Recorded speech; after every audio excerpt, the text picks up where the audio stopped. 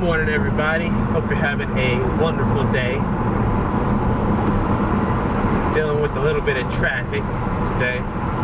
You know, I think I'm going to get a camera, like a GoPro, and put it on my dash, so y'all can see like some of the stupid stuff I deal with on a daily basis. Like, I'm gonna call it the commuter cam or something. I don't know. I think that would be hilarious, so you can see that. So anyway, welcome back. Hope you guys are doing wonderful. Today I want to talk about a book that changed my life forever. Okay. Now, this book, some of you may have heard of it, some of you may not have heard of it. It's actually a really, really popular book. I read it a few years ago, and ever since reading that book, I have never looked at money the same, finance the same. Okay. Now, the book I'm talking about is Rich Dad, Poor Dad by Robert Kiyosaki. Okay. Now, this is a finance book, but it's not a book for finance people. Okay. And what I mean by that is it's written in a way that anybody can understand, right? This book is written in a story format.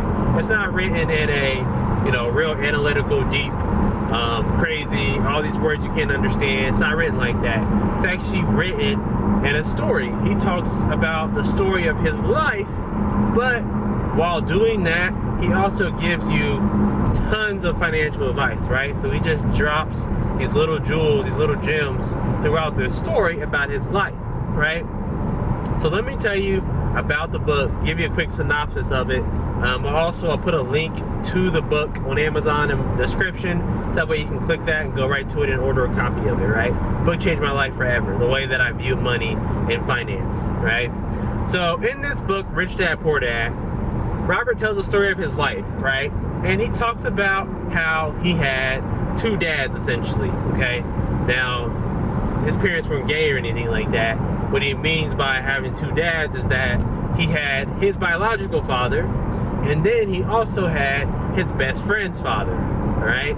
Now, some of you that had a really close friend growing up, sometimes your friend's parents kind of end up like your own parents, like surrogates, right? Like an extension of your current parents. So he had his dad and he had his friend's dad, right?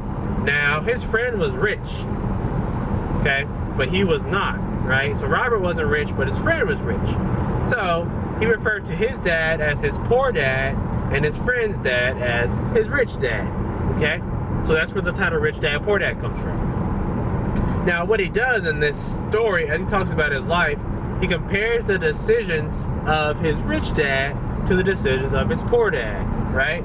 So he tells you guys how, his regular dad moves through life, the advice that his regular dad gives him about money, and then he talks about the advice that his rich dad gives him about money. And he kind of talks about the differences and how rich people view money and how poor people view money, right?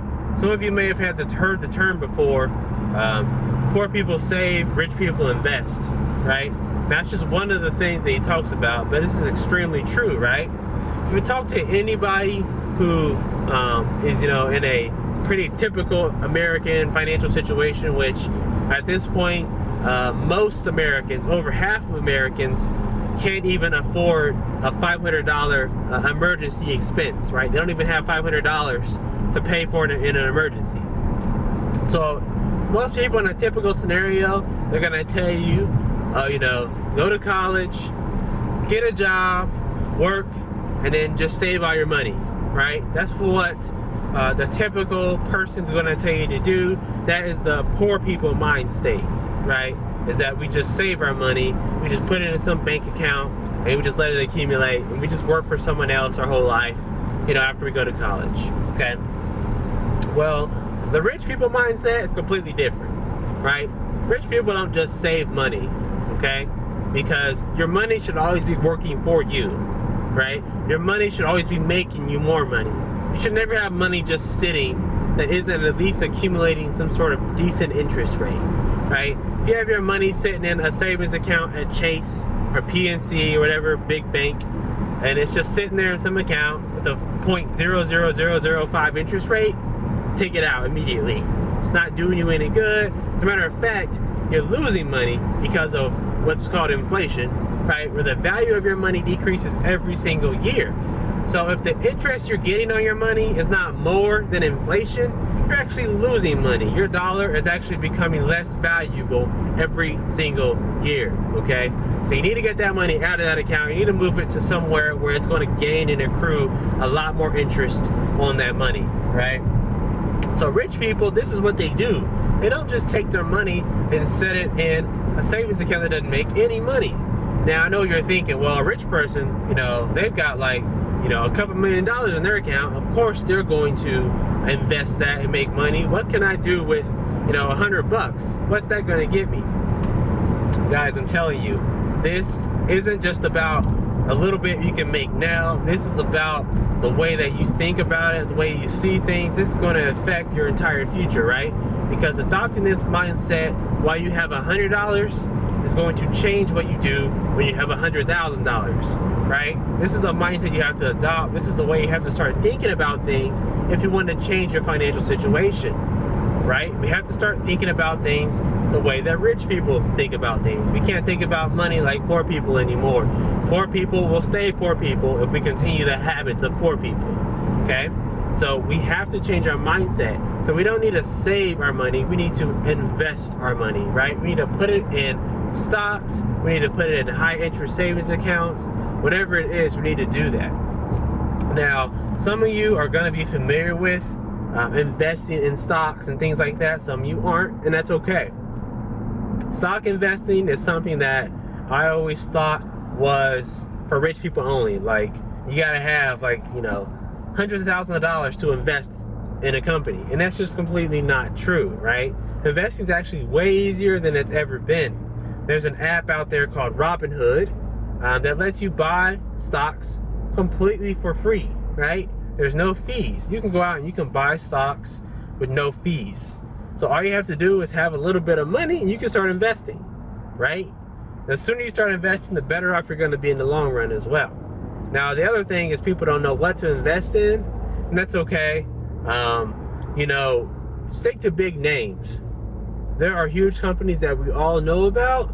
Those are usually the safest bets to start with, right?